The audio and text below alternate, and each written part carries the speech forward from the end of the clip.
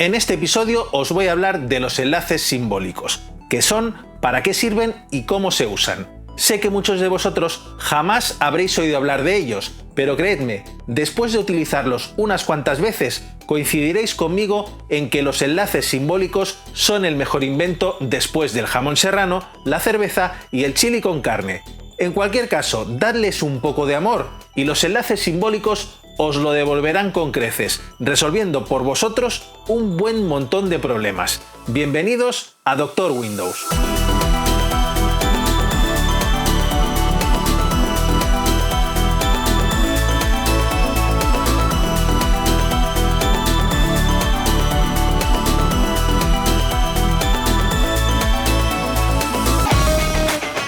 Imaginemos un escenario muy común. El disco duro de nuestro PC, con 500 GB de capacidad, se nos ha quedado corto de espacio y queremos reemplazarlo por una nueva y flamante unidad SSD, aunque obviamente queremos poder seguir accediendo a nuestros documentos desde la nueva instalación de Windows. Pero tras instalar el sistema en un SSD de 128 GB y crear nuestra cuenta de usuario, por ejemplo Dr. Windows, nuestros documentos se han quedado en el disco duro antiguo, que ahora se llama D en lugar de C. Por lo tanto, los documentos ahora están en una carpeta llamada, en mi caso, d:/users/Dr. Windows /documents, en lugar de en c:/users/Dr. Windows /documents, que es donde deberían estar normalmente. ¿Qué podríamos hacer en esta situación tan habitual?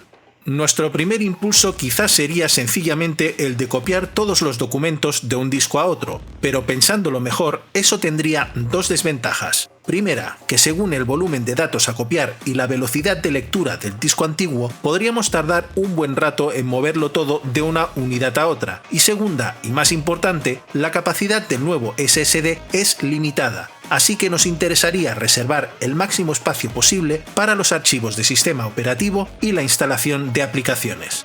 Por suerte, Windows 10 contempla la posibilidad de crear un enlace o vínculo simbólico que nos lleve a la ubicación real de los documentos en la unidad D o en cualquier otro volumen sin importar la carpeta en donde estén.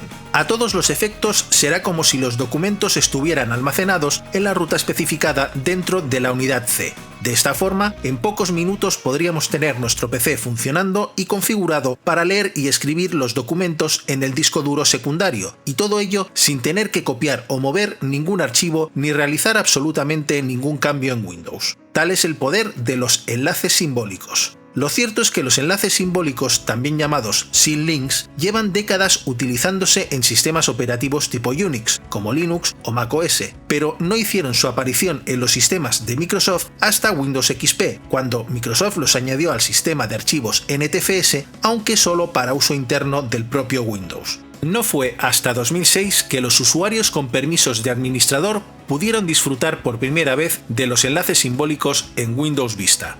¿Pero qué es en realidad un enlace simbólico? Podemos pensar en ellos como accesos directos avanzados. Técnicamente, un enlace simbólico contiene una cadena de texto que el sistema interpreta automáticamente como la ruta a un archivo o carpeta de destino. Los enlaces simbólicos son, por lo tanto, independientes de sus destinos, de forma que pueden eliminarse sin afectar a los archivos o directorios a los que estén apuntando. Sin embargo, si el archivo o carpeta de destino se borra, mueve o cambia de nombre, el enlace simbólico quedará huérfano, es decir, apuntará hacia un objeto inexistente. Otro tipo de vínculos son los hard links, es decir, enlaces duros o enlaces permanentes. Este tipo de enlaces son indistinguibles del objeto original y de hecho podemos crear múltiples enlaces duros con distintos nombres y distintos permisos apuntando al mismo archivo físico. Si eliminamos uno de los enlaces, todavía podremos acceder a los datos desde cualquiera de los otros hard links que hayamos creado. Si eliminamos todos los enlaces permanentes, los datos seguirán físicamente almacenados donde estuvieran, pero dejarán de ser accesibles, y el espacio que ocupan podrá ser reutilizado en cualquier momento por el sistema de archivos. Los enlaces simbólicos y permanentes tienen cada uno sus ventajas y desventajas, y tendremos que pensar cuidadosamente qué tipo de enlace nos interesa crear en cada caso. Una ventaja de los enlaces simbólicos es, por ejemplo, que pueden apuntar hacia archivos o carpetas residentes en otras unidades de disco o ubicaciones de red, mientras que los enlaces duros solo pueden usarse con archivos, no con carpetas y siempre dentro del mismo volumen. Existe un tipo especial de enlace permanente en el sistema de archivos NTFS llamado unión, en inglés junction o a veces llamado también softlink. Las uniones solo pueden referenciar carpetas, no archivos, pero en este caso los directorios pueden residir en volúmenes diferentes, eso sí, dentro del mismo ordenador, nunca en unidades de red. Distinguiremos un enlace simbólico de uno permanente porque el simbólico lleva una pequeña flecha en su icono, mientras que, como hemos dicho, un enlace permanente es indistinguible del archivo original. Pues bien, ahora que sabemos qué es y para qué sirven un enlace simbólico y un enlace permanente, ¿cómo podríamos crearlos y gestionarlos? La alternativa más directa es utilizar una instrucción del símbolo del sistema llamada mklink. Invocaremos la ventana del símbolo del sistema pulsando las teclas Windows y R, escribiendo CMD en la ventana Ejecutar y pulsando mayúsculas Control y Entrar para abrirla con permisos de administrador. Para crear un enlace simbólico a un archivo, escribiremos mklink espacio la ruta completa del enlace simbólico que vamos a crear, espacio y la ruta completa del archivo de destino, es decir, del archivo original. Para ponerlo a prueba, vamos a crear dos carpetas en nuestra unidad C. La primera la llamaremos Destino y la segunda Enlaces. Dentro de Destino crearemos un simple archivo de texto en el que escribiremos cualquier palabra o expresión, por ejemplo Dr. Windows.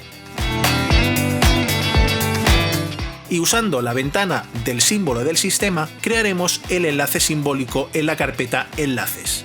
De esta forma.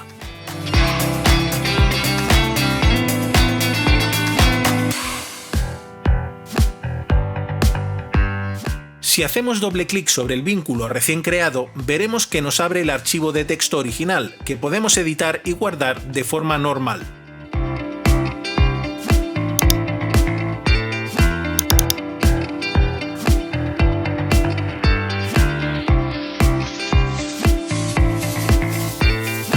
Si borramos el enlace simbólico, el archivo original no se ve afectado. En cambio, si eliminamos el original, al intentar abrir el vínculo no sucederá nada. El enlace simbólico se ha quedado huérfano. Ahora vamos a crear un enlace simbólico, pero esta vez hacia una carpeta llamada Originales y no dentro del mismo PC, sino situada en una unidad de red.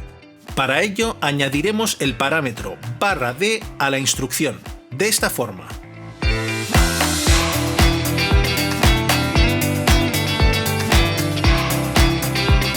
Vemos cómo automáticamente se crea un enlace simbólico a dicha carpeta de red. Veremos de esta forma que cuando entremos en este vínculo, automáticamente nos trasladaremos a la ruta de los archivos originales en la unidad de red. También podemos cambiar con total tranquilidad el nombre del enlace simbólico utilizando el explorador de archivos, de la misma forma en que editaríamos el nombre de cualquier otro archivo o carpeta.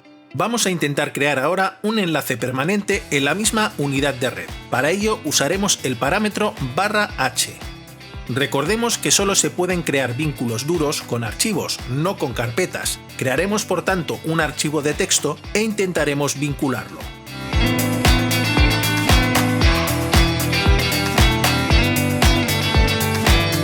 Observaremos que, en esta ocasión, la instrucción nos da un error de ruta. Esto es porque, como ya hemos mencionado, solo se pueden crear vínculos permanentes dentro de un mismo volumen. Si movemos el archivo de texto a la carpeta destino de la unidad C y probamos de nuevo, veremos que se ha creado con éxito el vínculo permanente. Vemos que no aparece ninguna flecha superpuesta al icono del archivo y que a todos los efectos es como disponer de una copia exacta del archivo, solo que los datos están en una sola ubicación física. Para demostrarlo podemos crear otra carpeta llamada Enlaces 2 y mover el vínculo permanente ahí.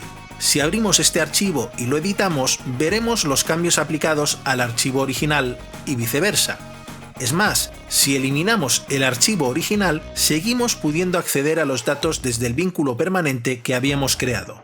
Hay que insistir en que esto no es como hacer una copia de los datos en otro archivo, con lo cual se duplicaría el espacio en disco, sino crear diversas referencias que apuntan a los mismos datos en la misma ubicación física. Por último, podemos crear una unión usando el parámetro /j.